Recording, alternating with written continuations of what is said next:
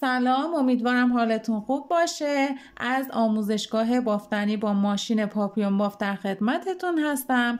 امروز میخوام این مدل پاپوش نوزادی خیلی راحت و آسون رو ببافیم که هم برای سایز کوچیک و هم برای سایز بزرگسال بافته میشه.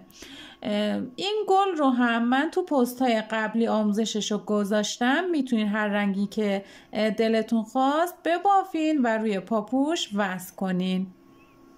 برای بافت این پاپوش 14 جفت یعنی 14 در 14 سوزنا رو میزنیم جلو، ساده سراندازی میکنیم و 16 رج ساده میبافیم. بعد از اینکه 16 رج ساده بافتین، از لبه بافت ببینین این نخ نازکی که لبه بافت هست. دوستانی که مبتدی و تازه کار هستن، اینا نکته های مهمیه که تو تمیز بودن بافتتون خیلی تاثیر داره. این 16 رج رو دلا میکنم. حالا 6 رج ساده قسمت ساق پا رو میبافم.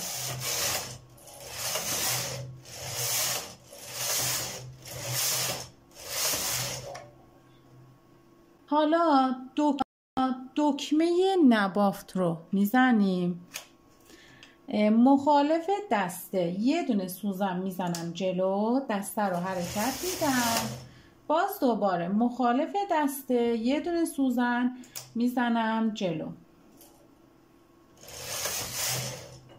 باز دوباره مخالف دسته یه دونه تو هر رفت و برگشت سوزنا رو یه دونه میزنم جلو.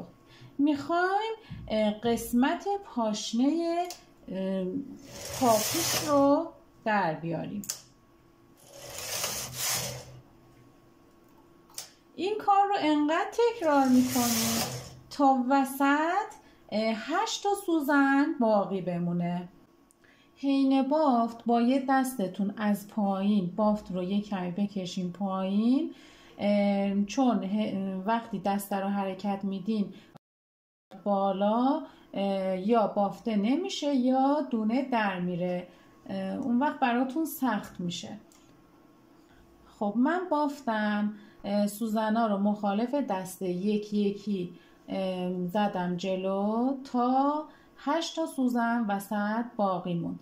حالا مخالف دسته یه دونه سوزنا رو میزنیم عقب تا بافته بشه. انقدر این کار رو تکرار میکنیم. 6 رج ساده میبافم.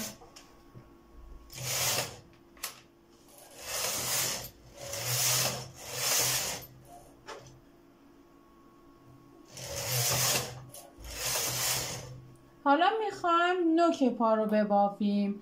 دوباره همون کارهایی که تو پاشنه پا انجام دادیم همون کارا رو تکرار میکنیم. دکمه نباف رو میزنم، مخالف دسته یکی یکی سوزنا رو میزنم جلو تا وسط 8 تا سوزن باقی بمونه.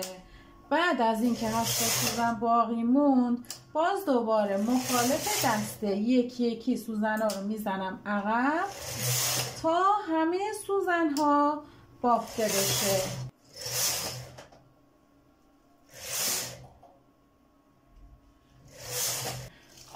حالا بافت رو جمع میکنیم.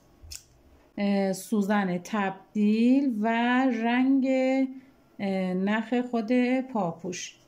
یکی یکی دونه ها رو میگیرم روی سوزن تبدیل، ببینین به نخ میکشم تا آخر. من این کار رو ادامه میدم که همه دونه ها به نخ جمع بشه.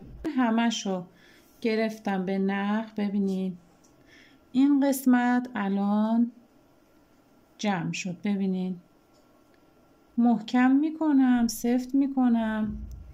بعد با همین نخ یه چند تا کوک بزنین که دیگه مطمئن باشین که شکافته نمیشه یا در نمیاد.